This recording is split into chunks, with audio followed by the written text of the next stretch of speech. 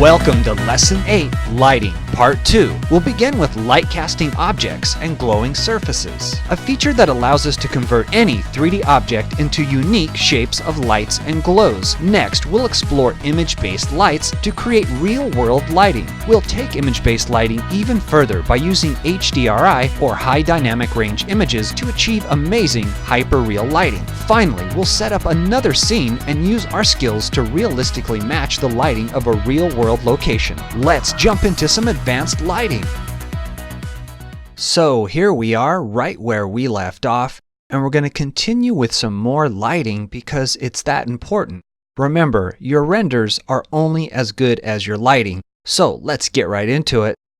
Click the preview back to the scene tab, and don't forget about your library. If we just visit it real quick, your light presets, this basic light sets here, it's pretty old, but it's still got some cool stuff in it. I'll load this Dante Inferno. Looks a bit fire and brimstone. And then I'll do this lit from below, another ominous light set, and this red blue. I'll click on nice blue. You know, toggling through these, you can kind of get inspired for just different ways of playing with lighting. And then you got some newer sets here like studio lights with and without ambient occlusion. These are nice, soft, elegantly lit presets here, and they even come with, some of them have the shadow patterns built in, different shapes of shadow patterns. So explore these. They can be helpful for helping you learn different ways to light your scene. So let's go ahead and move on. And we know that what I'm going to do is just undo a few times and go back to my original spotlight. There I go. And if I come back up to Object, Create Light, we see the list of the possible lights. We know about Spot, Infinite, Point, and Area. We're going to come back to IBL shortly in this video and do some really cool stuff with it. But first, I want to show you yet another way of creating light inside Poser by way of a feature called light casting objects. It's pretty awesome because any 3D object, we can turn it into a light emitting, light casting object, and it can emit light in any shape based off the shape of the object and in any color we want. Let's go ahead and explore this real quick. I'm going to select the body group of the kitty here, go to Properties and toggle visibility off. So it's basically just hidden and not active in the scene. I'm going to come to the camera dots here and delete my last one and just create a new one to save out this current camera pose here. So I'm going to hit Command or Control Shift H, restore my camera, and come back to that camera dot later. Let's go to Props in the library, come down to Primitives in the Poser folder. There's lots of awesome, simple 3D shapes, spheres, cubes. I want you to come all the way down to Torus and load the torus, sort of a donut looking thing. Back to Parameters. I'm going to dial back the Z Translate to put it in the middle of the scene. And let's just bump our camera in. I'm going to raise it up with Y Translate to somewhere in the 0.8 region. I'm going to scale it up maybe to just under 300 or so. And finally, this fatness dial, if you dial it down, you can control whether it's more of a donut or a ring. I want a nice three-dimensional slim ring, somewhere in the 0.04 range. And then bring your camera from up top center, sort of a quarter angle overhead view like that.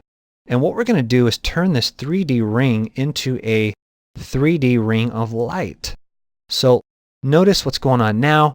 With the spotlight, you got a bit of specular here on the top and bottom, the bright spots, and then your general diffuse lighting all the way around. If we go to Properties, we can see the properties for this object, of course, the visibility. You can cast shadows on and off on a per object basis. Finally, the light emitter property here. This is what we need to be checked on to turn this into a light casting object. You also want to make sure visible and ray tracing is on as well. So let's go ahead and take our actual spotlight, select it and turn it off by toggling the on switch off. And now we're in the dark, but we don't need lights because we're going to create this ring into a light. So let's jump over to the material room, and with your default material select tool, just hover until you see it light up, the ring, select it, and now it's our active material editing object. You can also grab it from the drop down up here. And in this node here that controls the appearance of this surface, you've got your diffuse and specular, but we don't need these. They're irrelevant if you don't have a light in the scene. For a light casting object, it's all about the ambient color and value. So I'm going to color pick from black to, well, you could pick any color, but I'm just going to copy this white up here, and I'm going to bump it up to 1.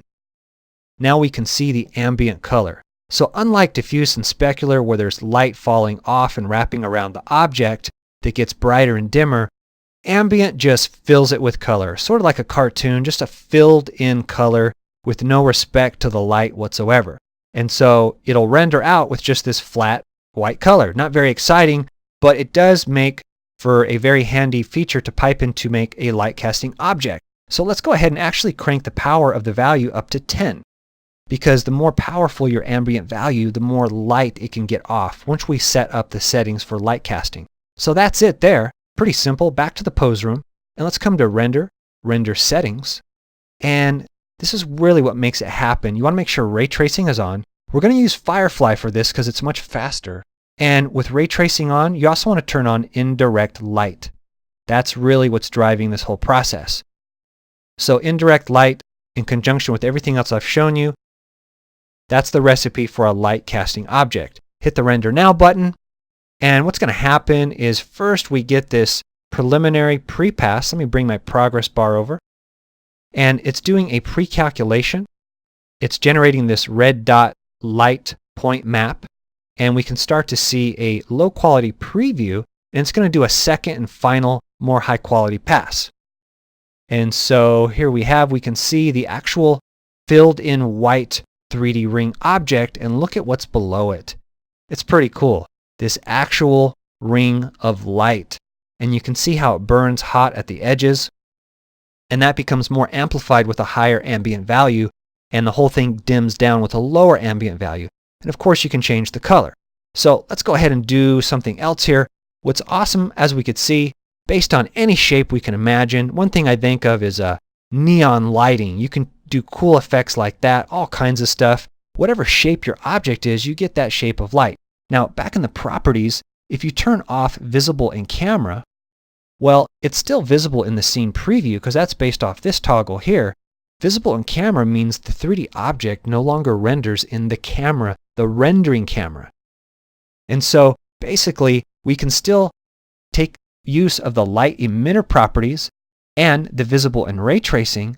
It just doesn't show up as the object. So we'll go ahead and you can hit this render button here to re-render based on your very last render settings. You can also hit Command or Control R to render. And now we will not have the object in the scene. So this is very useful for really creating lights in any shape you want, and you don't have to obscure your view with the actual object. You can just take advantage of its light casting properties. So look at this beautiful ring of light here. You know, there's just so much cool stuff you could do with this effect. So really quickly, I'm going to jump to the render settings, and you know, you can see these splotchiness patterns happening here. Well, if you crank up the indirect quality, that will basically smooth that out. You can also experiment with different light patterns as far as that splotch effect goes by bumping up and down your irradiance caching. Likewise, if you use the Superfly to do this, it gets even much smoother and more defined. It's just way longer to render. So I'm going to cancel out of here. Now, this is a nice example of some pretty cool light shapes, but what about something more subtle and practical, like just simple glows? Well, we can do the same technique and do it for that. So let's go ahead and I'm going to select the torus, turn the object off entirely with visibility. I'm going to go to lights and turn back on our spotlight, and then I'm going to go to that camera dot and hit it, and it takes me back to where we started. Finally, hit the body group, turn on visibility for Kitty, and hello Kitty. So let's go ahead and create some cool glows for Kitty here. And so what we can do is go into the material room, and let's go ahead and if you select anywhere, the outermost object is what you will select with this material select tool. Now it's selecting the face shield. I can see here in the material group dropdown. So basically this is material groups. You can have more than one on one single object. We'll explore all that in the next materials video, but you want to just select eye glow. They already have a control here set up just for that. And so let's go ahead, and it's got a color already. We'll just bump up the ambient value to 10. And we can already see the eyes lighting up. It's going to render way cooler. And next, I'm going to select the material of this joint area here. And look, it selected the metal material group. and that's found all throughout the body. So let's go ahead and give it a color, like a nice bright blue. And if we bump it up to an ambient value of 10, well, it's a nice strong glow, but it's overexposing that color. The only way we could accurately get that color is if we bump down the intensity of the glow to 1, so it's the same color, but the glow is going to be very weak. I want a strong glow, so I'm going to put it back to 10 and show you a trick. If you pick that color and go into the color picker and come down the slider to a darker version of the same color, well, you're now overexposing a darker color, which takes you back to the original lighter color of blue that you wanted. So that's how you do that.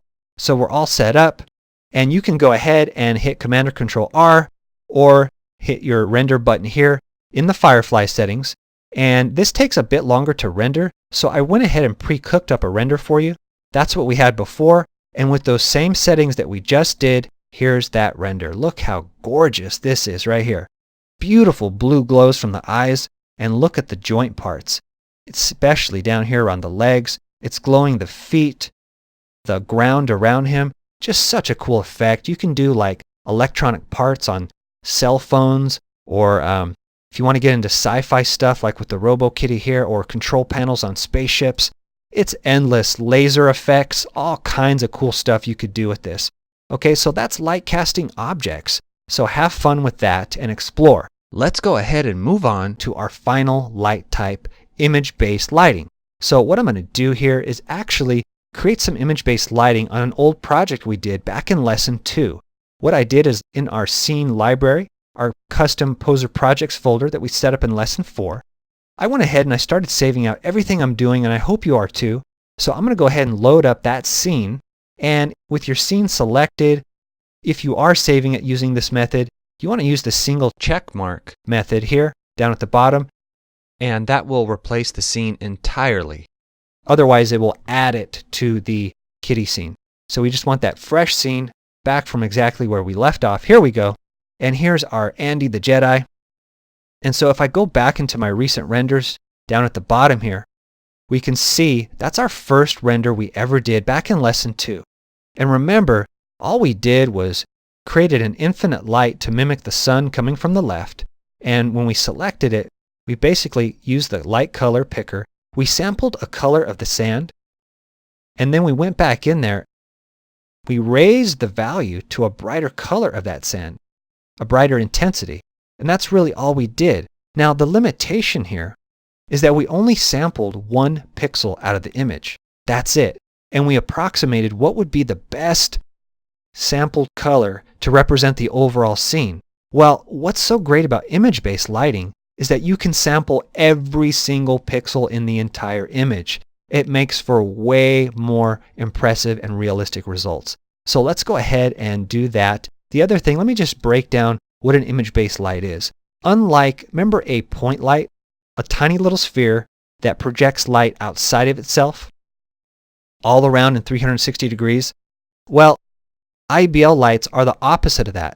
It's still a sphere, but it's a gigantic sphere that is entirely encapsulating our entire scene here. We are now going to be inside a large sphere once we create the IBL light, and instead of projecting light outside of itself, IBLs project light within the sphere, and it lights up everything around it based on all the colors of the image that you attach to it. So let's go ahead and create one.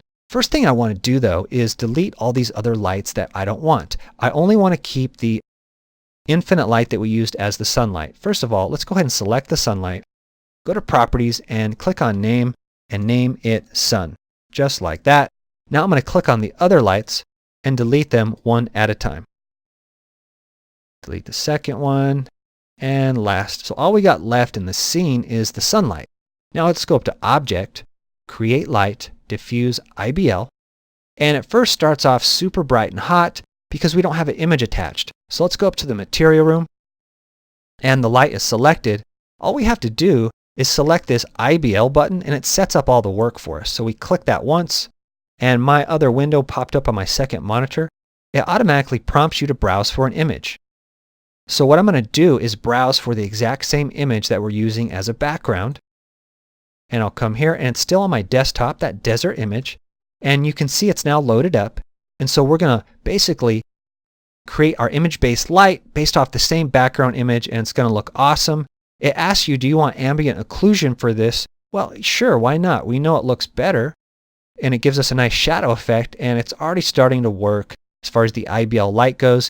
We can already see it change the color of Andy. If you turn that new IBL light off, you can see the difference. Big difference. Even in the real-time preview, we're already starting to see it's illuminating the scene with all the colors it's sampling from this light in a 360-degree sphere all around us. Now I'm going to name this light IBL for image-based light. And notice what happens if you click and drag around the sphere. It doesn't change the light at all. It's a 360-degree sphere, and you're basically locked in as far as the angle of the light. The only thing that this basically impacts is the shadows, if you have shadows on. Now, moving that will change the angle that the shadows are on. However, I leave shadows off for image-based lights. I don't ever use them. You certainly can if you want more shadows in your scene, but I find it to be more accurate when I use my shadows on from my motivated light source, my sun infinite light over here. Those are going to more realistically capture the shadows for us, and it's going to be more convincing in the final render. So I don't usually use my IBLs for shadows, and I also don't use them to serve as my main motivated light source. I use them more as a fill light to bring about this atmospheric, soft bounce light effect, and also to set the tone for a realistic color map for the scene. Because the real sun not only brightens our world, but it also fills it with color by gathering the colors between the atmosphere and our landscape to illuminate the world around us. And IBLs can do a great job of providing this soft bounce light effect and filling your scene with the color for the environment that you choose. So let's go ahead and look at leave shadows off, look at the parameters for this, and I'm going to bump up the intensity. Well, if you just move the slider, you can see it updates in real time. I'm going to bump it up to like 120. And I'm also going to go over to our sun infinite light. First thing I'm going to do is resample the color. We're getting beautiful color from our image-based light, so we don't need to sample the sand. We can go to a more powerful sun color. This is a little too bright up here. I'm going to come down to the haze in front of the mountains, and that's going to be much better. And then I'm going to bump up the intensity to 140. There we go. And that's pretty much all we need to do. And we've got shadows on for that light. Looks like ray trace.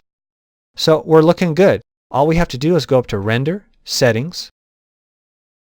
And we were on Superfly the first time we rendered this Jedi mission image. Remember that? Because we didn't learn about render engines yet. We just went with the default. So let's go ahead and go back to Superfly for a fair comparison. I'm just going to hit the render now. And here we go. It'll just take a few seconds to get going. There it is. And we'll do a nice side-by-side comparison. It already looks more like it's outside more than it did before. We thought our first image in lesson 2 was cool. Wait till you see this one. Look at Andy. He definitely looks way more realistic, like he's in the desert, doesn't he? All right, this image is just about wrapped up. Now I'm going to click on the last render, and then I'm going to come all the way down to that first render that we did on lesson 2. If you right-click on it, set it as your compare image there, now we can scrub back and forth and compare the two. That's our first image. That's our latest one using IBL image-based lighting based off of all the pixel samples for every color instead of just one. Way more accurate. So you see, image-based lighting is a pretty awesome technique. Now, the big studios use image-based lighting as well. Pixar uses it, and they also use it on live-action Hollywood sets when they're shooting actual people. And later in the production, they can insert fake 3D elements like creatures, monsters, spaceships, and so on. Well, they will use image-based lighting to make it look like the fake elements are really there with the real people. However, they take it a step further and they use something called HDRI, or High Dynamic Range Images. And what this is, it's a very high-quality image format that's shot with professional photography-grade cameras. And so when you shoot an image in HDRI, you can save it out in this raw HDR format, and it captures extreme intense values of light that are much more closer to what our actual eyes can capture and even beyond. You ever look at the sun straight at it and it's just intense, bright lights, or even if you're just looking at the ground on a hot sunny day, there's this just brightness that goes on that your average cell phone camera or regular cheap camera cannot capture. And these high-end photography cameras can capture these intense real-world values. And so what they do is photographers use them for editing before they spit out the final JPEG, because it gives them so much more control over the image. But we as 3D artists, we can take use of HDR images and pipe them into an image-based light to really bump up the realism even more. If we had an HDR image of this desert, it would look even more hyper-realistic than it already does. Now, I don't have an HDR image for the desert, so we're going to move on to a different project right now using an HDR image with IBL lighting. So we can create this awesome effect just like Hollywood does. So first thing I want you to do is know about a great resource for HDR images. I just have a simple browser here, and I'm going to do a search. Follow along, just do HDRI, and you can even search free HDRI. And the very first one is this SIBL archive from HDR Labs. That's what I want, the archive for HDR Labs. If you click here, it takes you to this awesome website, and you can see free HDR sets for image-based lighting. That's exactly what we want. This is a free resource, and people, photographers from all over the world, they capture these high dynamic range images from all over the world, and they upload them to this site so that anybody can grab them and basically create image-based lighting or have these HDR resources for whatever they need. So I'm going to come down on the very first page to this Grand Canyon one. So go ahead and grab this. You can download it for free and save it to your desktop. I'm going to go ahead and minimize this. Now what I want to do is actually explore my folder where I saved that out and show you a few things. The very first file is the one we want to load to our image-based light, this 3K HDR image. The second one is important too. It's just a JPEG. It doesn't have those extreme values, so it's not an HDR light, but it's still useful. Let me just open it up. What I want you to do, what I did, is I cropped out a little section of the image. It's such a high resolution image, you can get all the way in there.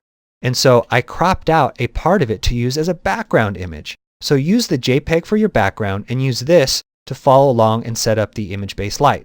So I'm going to go ahead and get out of there and save your scene with your new work for Andy here. I saved mine as Jedi IBL. And now that I saved it, I'm going to go ahead and delete Andy. And I'm going to delete the spaceship. And now what I'm going to do is go ahead and bring in the new background. So let's go up to File, Import, Background Picture. And I've got the cropped out version of that Grand Canyon JPEG right here. And so there's my new background I'm going to work with. And it's just a very small section of that gigantic picture. Next thing I want to do is bring in a figure. Go to the Figures library, Poser 11 Content. Let's go into People and get more realistic here. And we're going to grab Pauline. And I'm going to grab the casual version of Pauline right here. So just double click to bring her in. She'll be pre-clothed and have a hair set up ready to go for us to work with. Okay, here she is loaded up. So I'm going to go ahead and first thing is restore my camera. Command or Control Shift H. There we go. And now that we're centered on her, let's just zoom in a bit. Now as you can see, this is still the Andy light. So it's not looking good at all. What I'm going to do is first of all change out the IBL light. I'm going to select it from the lights list, IBL right there.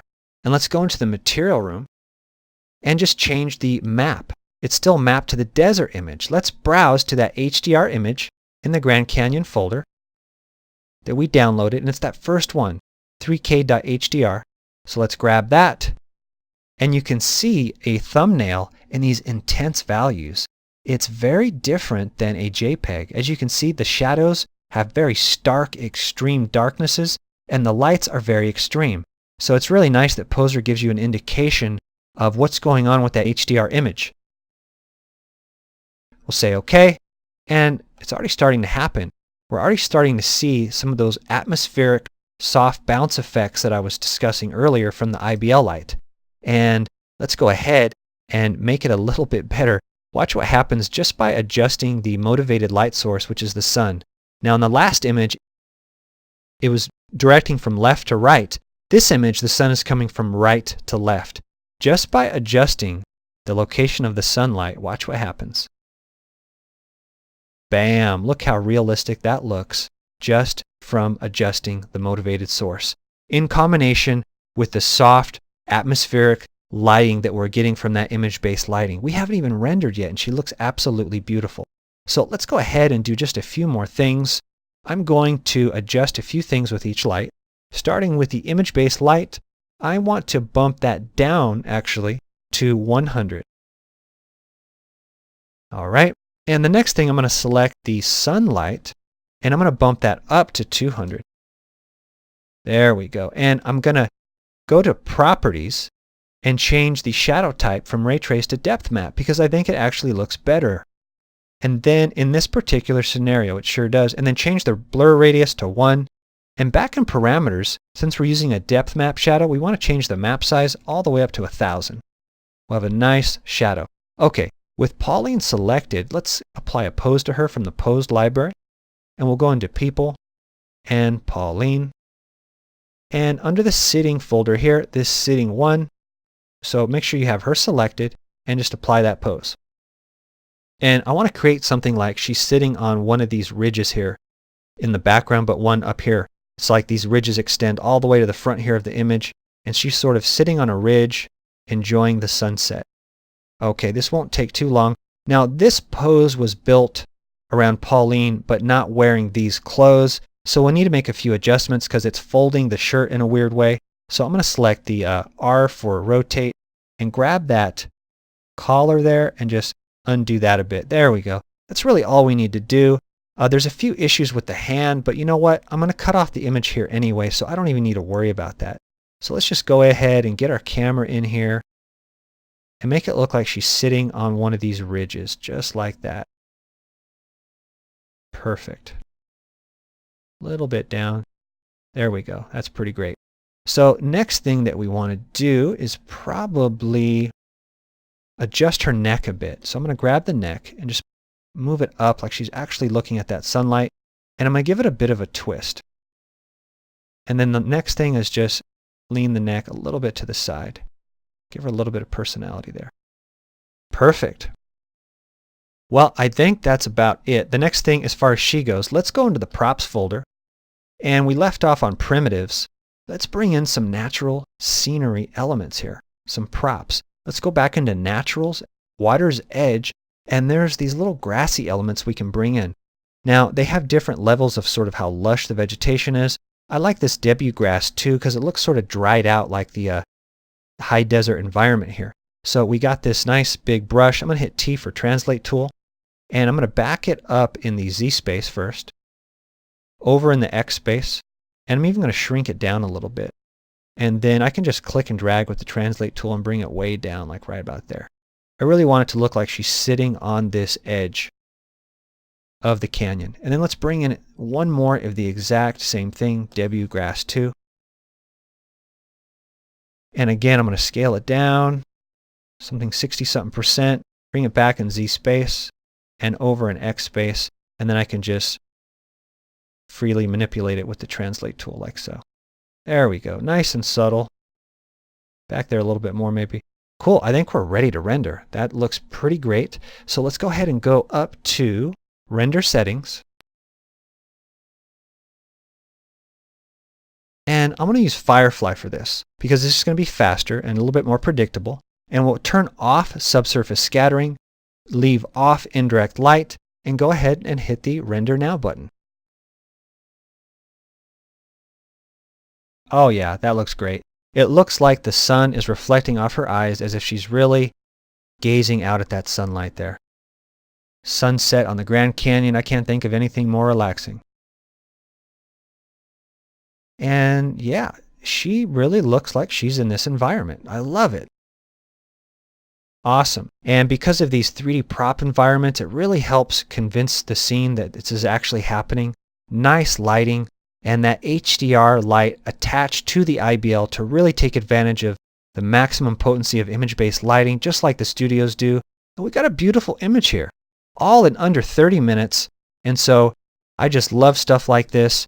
Take advantage of IBL. It really helps add realism to your scene when you want to make things look like they're in actual places and it worked perfectly with this background image here coming from the same source as the HDR light itself. So we learned a lot here, light casting objects, even how to do glows for nice sci-fi effects, and finishing it off with some nice HDR. I hope you guys are learning a lot of cool stuff. Like I said, your renders are only as good as your lighting, so I hope you learned a lot how to get that lighting looking really good.